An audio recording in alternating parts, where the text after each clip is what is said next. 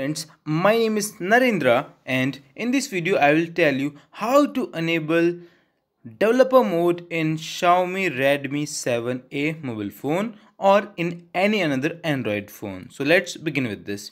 So first of all, we need to go into phone's mobile setting. I am right now in the setting, and to check that my phone has developer mode right now enabled or not, what I need to do, I need to go into additional settings. So like I come into additional setting. In additional setting, we need to find out about the developer mode, date and time, language, radio, region, but there is no developer mode right now. So how can we enable it? For this, we need to go into phone, about phone. I need to click on about phone. Once I clicked on about phone, I need to check about MIUI version 2, 3, 4, 5, 6, 7, 8. So yes, it's done. Now you are now a developer.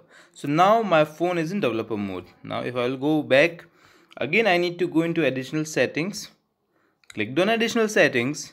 Now I'm able to find out developer mode. So this is developer mode, one of the most important mode for all the programmers who used to work on Android phone or they want to develop Android phones. They can use this feature.